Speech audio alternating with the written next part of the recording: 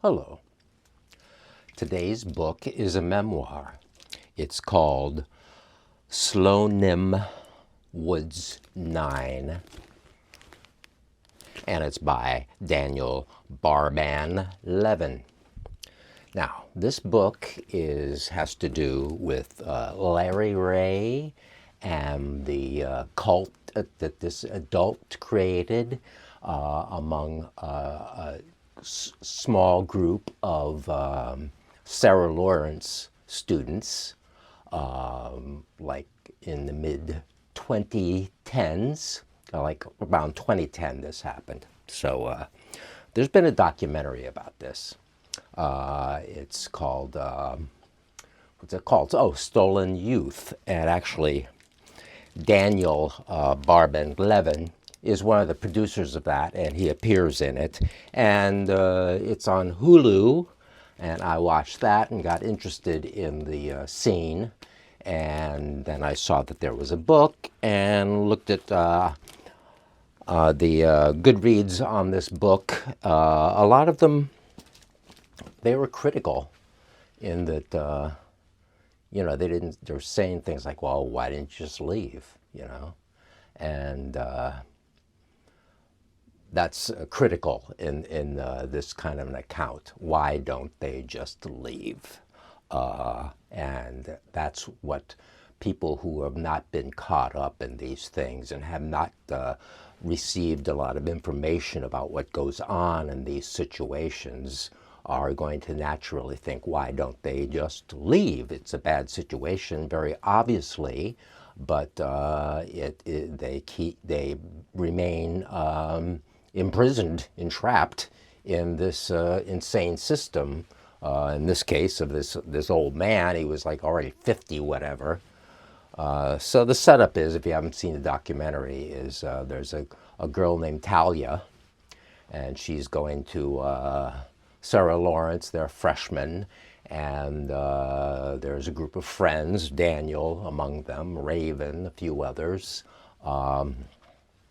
and they decide that the next year, their sophomore year, they're going to take a house together. So that's how they work out things in Sarah Lawrence, or did back then. Sarah Lawrence is upstate a little bit from New York, not very far. So it's within easy shot of New York City via the Metro North commuter railroad. So probably costs about $10 to get up there. I don't know. Never been up there myself, but I have a friend who went to school there. So what went on is he moved into their dorm. This girl, Talia, had a father who was in jail, and he got out of jail, and she was all the time talking about how great her father is, how he is this former Marine, and how he worked for the Defense Intelligence Agency, and how he single-handedly settled the Kosovo War, and how he knew Gorbachev, and he was all linked up somehow with Bernard Carrick, who was like a Rudy Giuliani insertion into the New York police. He was an old New York cop, and I think he became commissioner for a while. And then there was a big scandal, and he got put in prison for a little while and was pardoned by Trump. So what goes on is this guy gets out of jail. This guy, Larry Ray, gets out of jail, and he starts living with these kids, and he starts talking about how he's going to help them. So he helps Isabella with her. Isabella in the documentary and in the book is sort of closed off. She's quiet to herself, and he brings her out of her shell and actually ends up having sex with her, I guess. So it is a very difficult story to understand how for a baby boomer like me, I think in this position, it would have been good for them to revert to the 60s slogan, don't trust anybody over 30, because this guy was not trustworthy at all. And he was a manipulator. He was a mind screwer, let's put it that way. He kept messing with their heads increasingly as he gained power and brought them into his realm. Through helping, through listening to them. So, it's like people really want someone to listen to them. And if you listen to someone, you can actually gain power over them if you want to, if that's what you want to do with people. If you want to hurt them and control them, you can listen to what they're saying, acknowledge their pain, so forth, and then you can rope them into whatever you want. Apparently Larry Ray was studying cult techniques and so forth while he was involved in all this. So what goes on with Daniel? Now this book, it really only tells Daniel's story. The documentary goes into more of the stories. It's like 4 parts and like 4 hours long. So it goes into more of the stories of all the other individuals. The one who was probably the hurt most was Claudia, in that, she was really exploited. And I guess I'll talk more about that in a moment. But Daniel, he was having whatever issues of, adolescence and being a freshman or sophomore and, feeling funny about themselves, don't know how to fit in, don't know how to function. So he, you said, you should ask my dad, Thalia would say, talk to, and the other kids who were talking to him and getting something out of his advice. So you should talk to Larry. Larry will help you, So he talks about this meeting he has with Larry. They go to Starbucks and Larry buys him a coffee or whatever, and they talk for what ends up being like 6 hours, in which Larry talks to Daniel about his issues, including penis size. Really, men are really worried about penis size. I don't know. It's never been an issue for me. I don't know. I mean, not that I'm, special or anything, but I don't understand that concern. Let's put it that way. So, they have this conversation. Well, how big is it? And, and then Larry, don't worry, that's fine. So as things progress, ultimately, he gets an apartment in Manhattan on the 15th floor of some 45 floor building up on 93rd Street or something in the East Side. And it's a 1-bedroom apartment. He invites the kids to live there with him. So there's like 4 or 5 of them that do that. There's Isabella and Talia and Daniel and Claudia and this other guy, Ivan, who was not in school. He's kind of a Marine friend, of Larry, who's kind of hanging around. And let's see, who else? I think there was a couple other people. Anyway, the scene grows up in this apartment where, Larry is Larry's apartment that he got from this other guy named Lee, and crashed there and stayed there and wouldn't move out, and was ultimately brought into court for that and ultimately kicked out of the place 3 years later. And Lee was somebody he met in prison. So anyway, he was lucky to hook up with Lee and get this apartment for all that time. But so Daniel gets further pulled into the web here Larry makes the kids work for him all the time. Ultimately, he starts this big woodworking project and starts buying all these tools and like big expensive power tools and band saws and all this stuff. And they're doing this woodworking project in this apartment. I don't really know how all that works because, I'm a New Yorker, so I know that, like they have co-op boards, they have neighbors, and they, the book talks about how well they would do these things during the day, and then all night they would do the woodwork stuff, which makes noise. So I don't know. It's to me it's odd that the building didn't shut the scene down in some way before ultimately what happened, before Lee got them kicked out, I guess.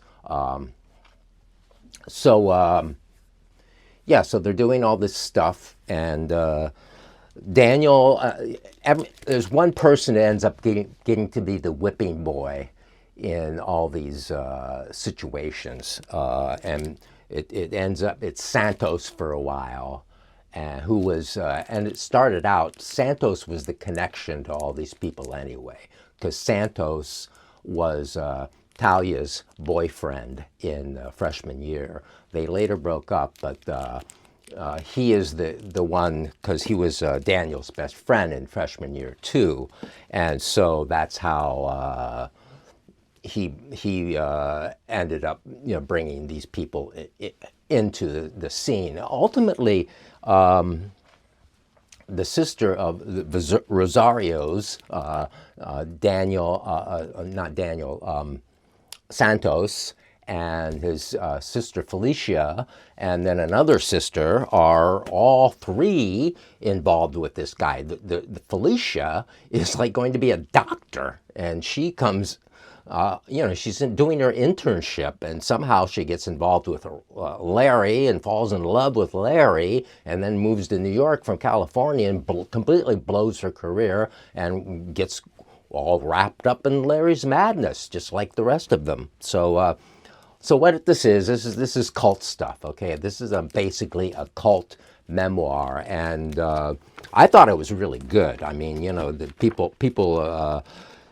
people in the, as I said, in Goodreads, a lot of them were like 1 star. Why didn't you just leave?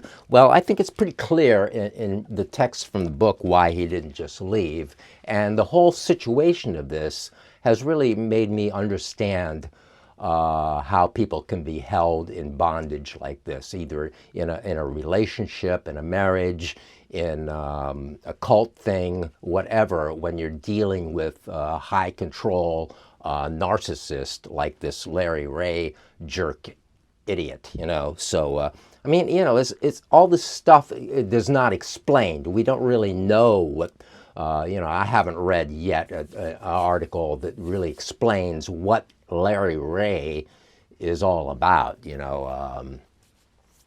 I understand he was not a Marine at all. He was briefly in the Air Force or something like that, or Navy, whatever, one of the other branches. So, but that whole Marine and it's like, it's a shame that like kids today would be vulnerable to that, to like, think like the Marine Corps is like a good thing, It's like, I guess I'm really kind of astounded at how militarized this country is. I walk around New York and I look at our 2 flags. We have 2 flags on all our flagpoles. We have the American flag on the parks, in this park system. We have the American flag, and then we have the POW MIA flag, prisoners of war and missing in action, as if we're supposed to go back to Vietnam like 60 years later and find these people. Why, and it's I want to try to get them removed anyway. Just the whole military mindset that is part of this whole thing that these kids went into this. I see the Miss America, their new Miss America, is actually a military person. She's active duty in one of the United States militaries, and the military runs everything.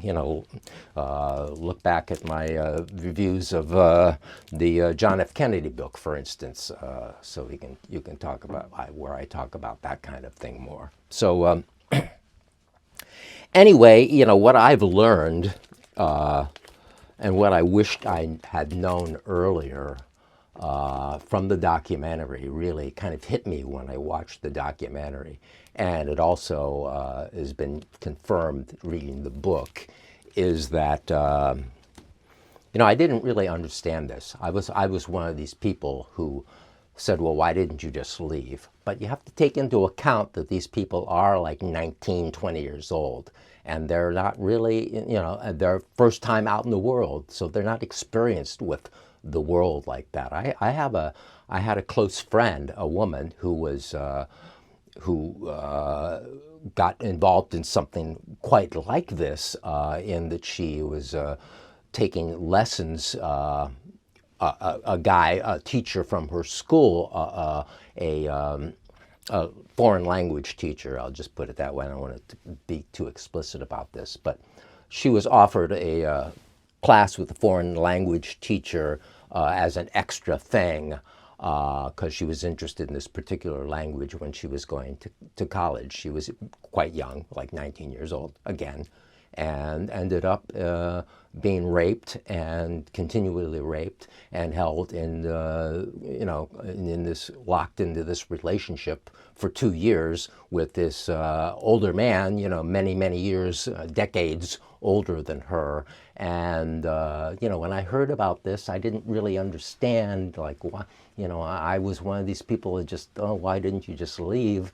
And I wish I was a little smarter than I was then. I wish I'm as smart as I am now, or knowledgeable or informed about how these things work, because I would not have had that attitude, and that is a shame, because that's a form of like blaming the victim for not acting. Yeah, of course, when I was talking to this person about it, I was dealing with the person who was 20 years older than that, so than 19. So I was thinking about the adult person involved in that situation, and she would have probably left. But when she was 19, first time out of the house, a sheltered life, you can get trapped in these things, and it's really horrible. So Larry Ray is now in prison, of course, and where he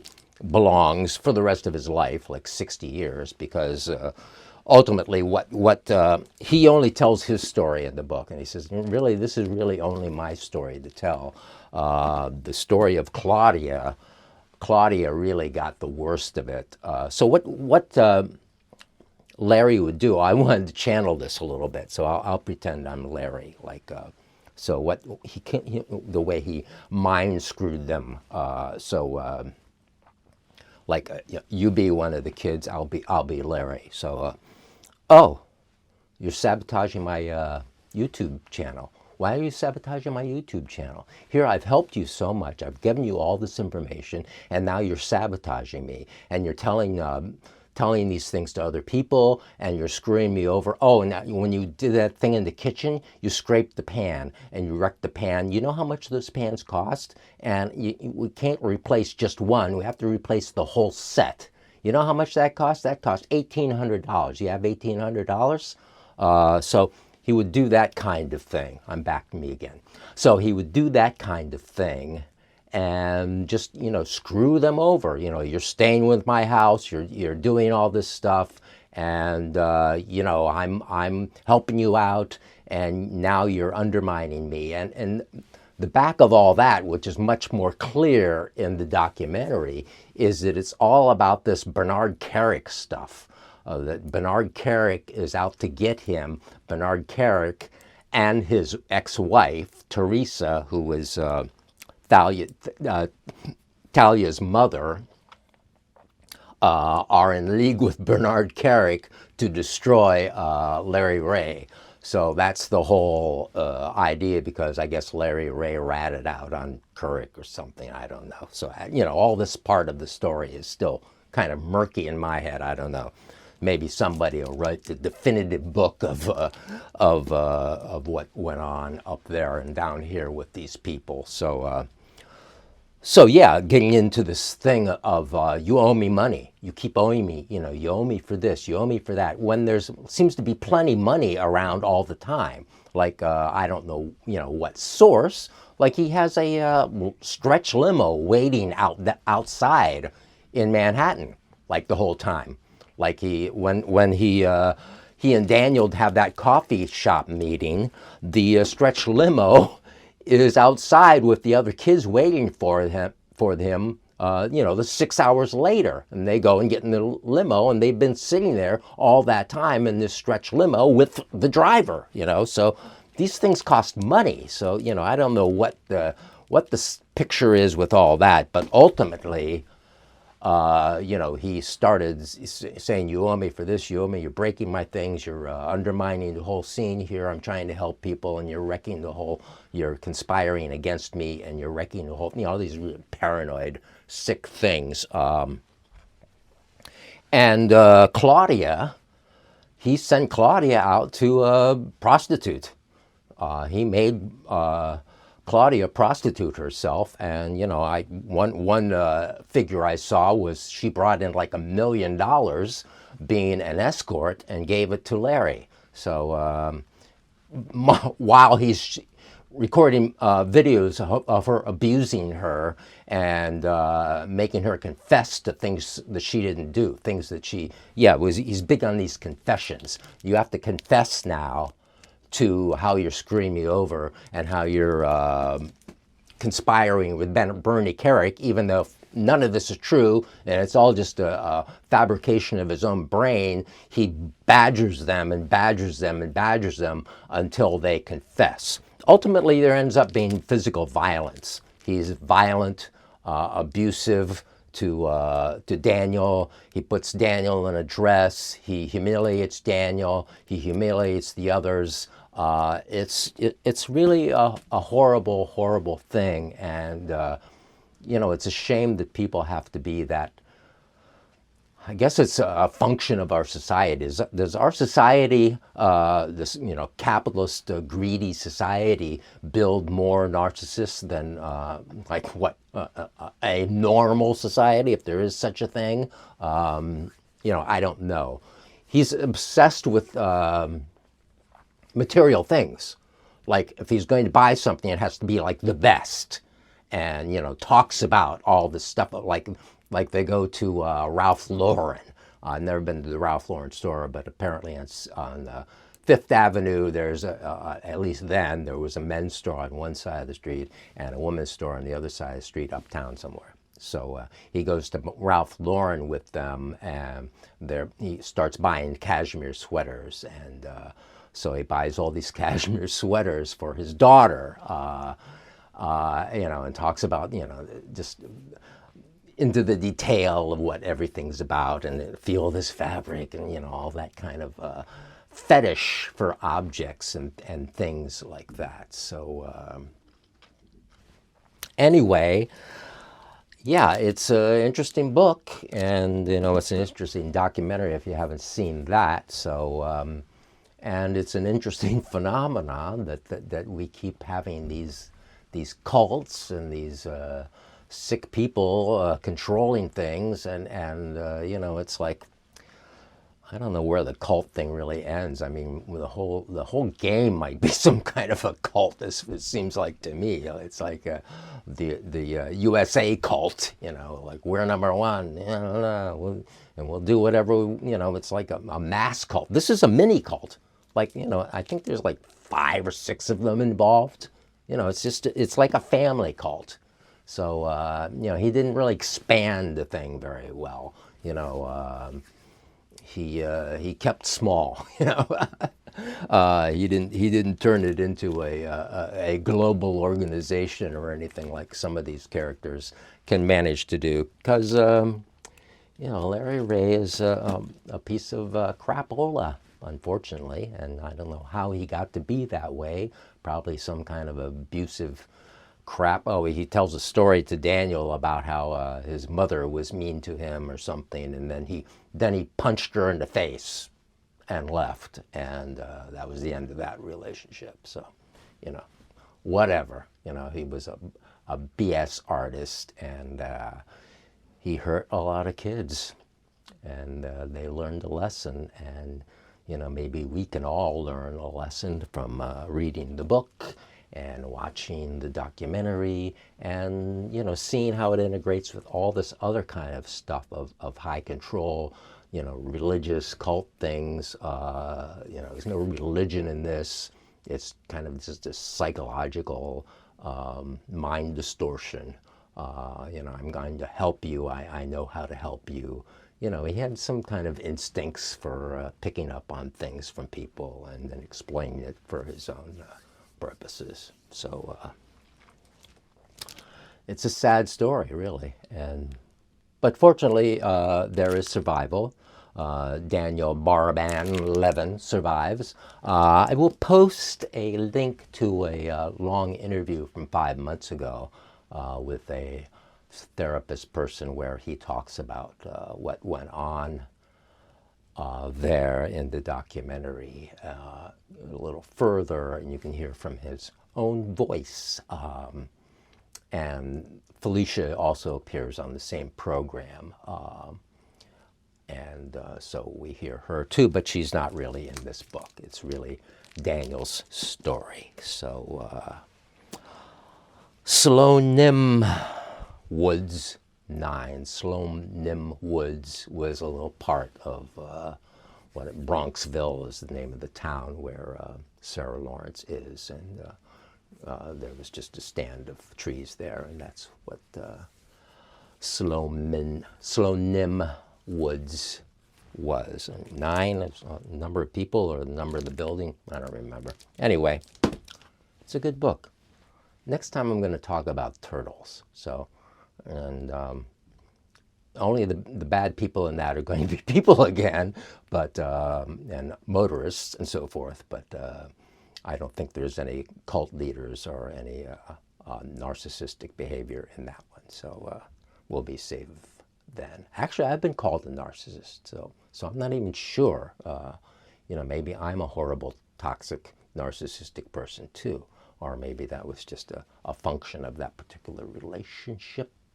So I don't know. Thanks for watching. Like and subscribe.